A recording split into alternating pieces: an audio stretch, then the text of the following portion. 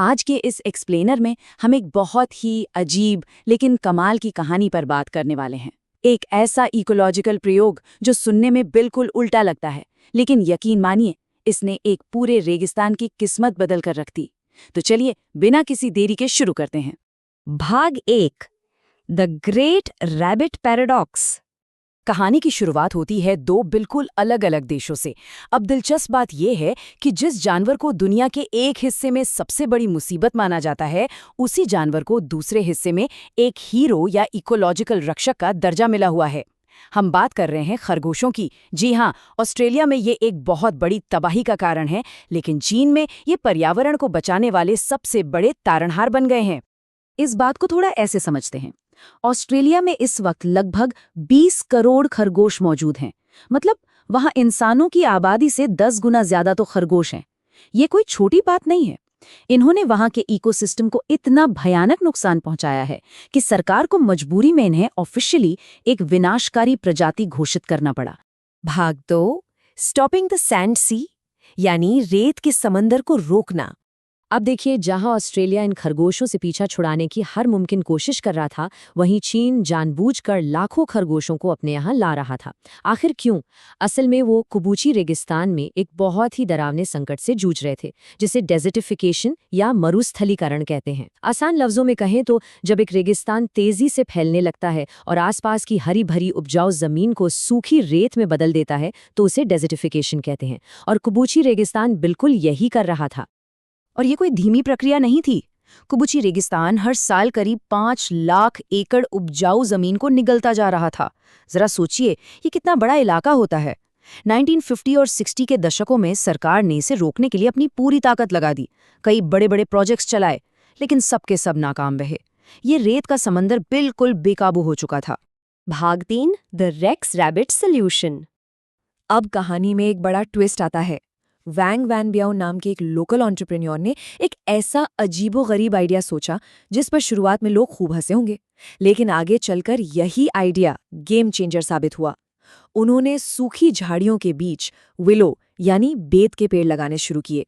इसका लॉजिक बड़ा शानदार था कि विलो के पेड़ों की जड़ें पानी की तलाश में रेत के नीचे 300 फीट गहराई तक जा सकती हैं, और बाहर की सूखी झाड़ियां इन पौधों को तेज हवाओं से बचाती थीं ताकि अंदर की नमी उड़ न जाए। शुरुआत के 3 साल तो सब बढ़िया चला, लेकिन फिर एक बड़ी रुकावट आ गई। देखिए, विलो पेड़ों को पेपर और फर्नीचर इंडस्ट्री में बेचना था, और इसके लिए पेड़ के मुख्य तने का मोटा होना बहुत जरूरी होता है। इसके लिए लगातार नई और पतली टहनियों को हाथों से काटना पड़ता है। अब सबसे बड़ा सवाल ये खड़ा हुआ कि रेगिस्तान के बीचों बीच इतने बड़े इलाके में लाखों पेड़ों की कटाई और देखभाल भला कोई कैसे करेगा? भाग 4 अ सेल्फ सस्टेनिंग साइकिल। रेगिस्तान की उस चिलचिलाती गर्मी में इंसानी मजदूरों से कटाई करवाना, ये तो प्रैक्टिकल भी नहीं था और बहुत महंगा भी था। और इसी मजबूरी ने एक ऐसे रास्ते को जन्म दिया जिसकी शायद किसी ने उम्मीद नहीं की थी। एक ऐसा साइकिल, एक ऐसा चक्र जो खुद ब खुद चलता रहे। और यहाँ एंट्री होती है खास रेक्स रैबिट्स की। इन खरगोशों ने विलो के पेड़ों की नई टहनियों को एकदम सफाई से खा लिया। इससे पेड़ का मेन तना मोटा होने लगा और उसे आराम से पेपर इंडस्ट्री के लिए काटा जाने लगा। और बदले में क्या हुआ? खरगोशों के मर ने उस बंजर रेत में एक बेहतरीन खाद का काम किया। इसके बाद तो जैसे वहां का पूरा इकोसिस्टम ही तेजी से बदलने लगा। ये रेक्स रैबिट्स कोई आम खरगोश नहीं है। इनका फर ऊद बिलाव के बालों जैसा मुलायम होता है और लग्जरी फैशन में काफी महंगा बिकता है। दूसरी बात, इनका प्रजनन बहुत तेज होता है। एक मादा साल में 50 बच्चों तक को जन्म दे सकती है। और सबसे कमाल की बात यह है कि ये घास तो हजम कर लेते हैं, लेकिन घास के बीज नहीं। तो मल के जरिए वो बीज पूरी रेत में फैल गए, घास की एक हरी भरी चादर बिछ गई और मिट्टी इतनी उपजाऊ हो गई कि वहां ऑर्गेनिक सब्जियां भी उगाई जाने लगी।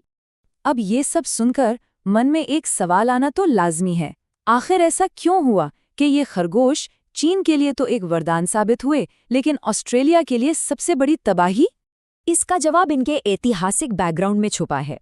बात 1859 की है, जब ऑस्ट्रेलिया में एक ब्रिटिश नागरिक सिर्फ शिकार के मजे के लिए 24 खरगोश लेकर आया था। उन्हें वहां के खुले जंगलों में छोड़ दिया गया और फिर उनकी आबादी पूरी तरह से बेकाबू हो गई। लेकिन कोबुची प्रोजेक्ट में ऐसा बिल्कुल नहीं था। वहां खरगोशों को एक बहुत ही कंट्रोल्ड और मॉनिटर्ड वातावरण में रखा गया था, जहां उनसे सिर्फ उतना ही काम लिया गया जो इकोसिस्टम के लिए फायदेमंद था। और इसके नतीजे भी कमाल के रहे। 100 बुलडोजरों के लगातार इस्तेमाल और लोकल कम्युनिटीज को लाखों खरगोश बांटने के बाद जो आर्थिक और पर्यावरणीय बदलाव आया वो हैरान करने वाला था। 18,600 स्क्वायर किलोमीटर के कुबूची रेगिस्तान का करीब 1/3 हिस्सा अब हरा भरा हो चुका है। सरकार ने इसमें लगभग $400 मिलियन का इन्वेस्टमेंट किया था, जिससे नए गांव बसे, 2000 से ज्यादा नए फार्म्स खुले और 1 लाख से भी ज्यादा लोगों की जिंदगियां पूरी तरह से बदल गईं। जरा सोचिए, जो लोग पहले रेत के तूफानों की वजह से अपना घर छोड़कर भागने को मजबूर थे, वे अब अपने ही इलाके में समृद्ध हो चुके हैं। हर साल 30 लाख से ज्यादा रेक्स रैबिट्स की बिक्री होती है, जिससे वहां के एक किसान की औसत सालाना आमदनी $9600 के शानदार आंकड़े तक पहुंच गई है। ये सच में एक बहुत बड़ी आर्थिक जीत है। भाग 5, द जायंट सोलर हॉर्स। इस पूरी इको इकोनॉमिक क्रांति की आखिरी कड़ी तो और भी ज्यादा रोमांचक है, क्योंकि ये सिर्फ पेड़ पौधों और जानवरों तक सीमित नहीं रही, बल्कि इसमें सबसे एडवांस रिन्यूएबल टेक्नोलॉजी को भी शामिल किया गया। हम बात कर रहे हैं 5 करोड़ सोलर पैनल्स की। जी हाँ, 6000 एकड़ में फैले इस जुनोमा सोलर पावर प्लांट को अगर आप अंतरिक्ष देखेंगे तो ये बिल्कुल एक दौड़ते हुए घोड़े जैसा दिखाई देता है। ये टेक्नोलॉजी और नेचर की पार्टनरशिप का एक मास्टरपीस है। होता ये है कि ये सोलर पैनल जमीन पर सीधी धूप पड़ने से रोकते हैं, जिससे मिट्टी की नमी बनी रहती है। उस नमी की वजह से छाया में अच्छी घास उगती है। फिर हमारे रेक्स रैबिट्स उस घास को खाते हैं और मल के जरिए बीजों को फैलाकर लगातार नई घास उगाते रहते हैं। यही नहीं, इन पैनल्स की वजह से जमीन पर तेज हवाओं की रफ्तार आधी रह जाती है, जिससे रेत उड़कर दूसरी जगह नहीं जाती। रेगिस्तान को फैलने से रोकने के साथ साथ ये पूरा इंफ्रास्ट्रक्चर पर्यावरण के लिए भी एक बहुत बड़ा वरदान साबित हो रहा है। 2022 तक के डेटा पर नजर डालें तो इसने 2.3 billion kilowatt free energy generate की है। इससे करीब 7600 टन कोयले की बचत हुई है और कार्बन डाइऑक्साइड के एमिशन में 18 लाख टन की भारी कमी आई है। कुबूची रेगिस्तान की ये सक्सेस स्टोरी वाकई में दिल छू लेने वाली है। जहां पहले सिर्फ मौत का सन्नाटा और सूखी रेत उड़ती थी, आज वहां विलों के घने जंगलों और सोलर पैनल्स के नीचे भेड़, बत्तख और खरगोश एक साथ रहते हैं। ये इस बात का परफेक्ट सबूत है कि अगर इंसान और प्रकृति एक साथ मिलकर सही रणनीति से काम करें तो किसी भी मौत के समंदर को जिंदगी के बगीचे में बदला जा सकता है। आज पूरी दुनिया के रिसर्चर्स इस मॉडल को बहुत ही गहराई से स्टडी कर रहे हैं। इस वक्त हमारी दुनिया का 40% हिस्सा मरुस्थलीकरण या डेजर्टिफिकेशन का सामना कर रहा है। ऐसे में ये एक्सप्लेनर हमें एक बहुत ही रोमांचक सवाल के साथ छोड़ जाता है।